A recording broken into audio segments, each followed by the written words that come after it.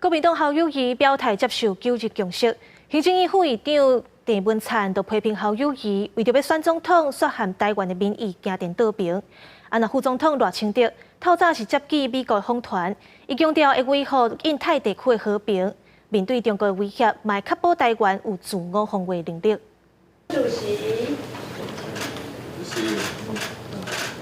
接见美国联邦众议院共和党政策委员会主席贺恩带领的访问团，副总统赖清德拼外交，除了希望加强台美在经贸等各领域的合作，嘛表态守护印太区域和平稳定的决心。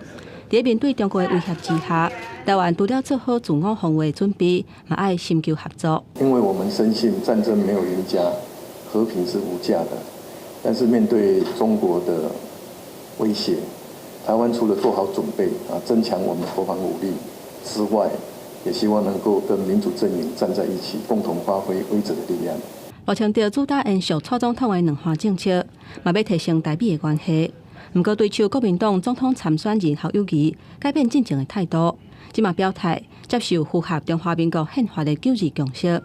行政院副院长郑文灿就批评讲，侯友宜为着要选总统做出真大改变。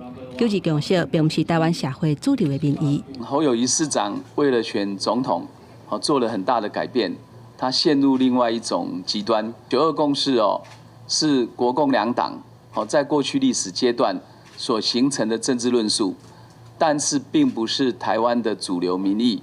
赖清德竞选办公室嘛表示，9日共识早就去予中国国家主席习近平定义做一个中国的原则。 侯友宜无要以台湾主流的民意，坚持行转去马时代两环路线。选择侯友宜，就是选择前总统马英九，甲台湾锁入去中国。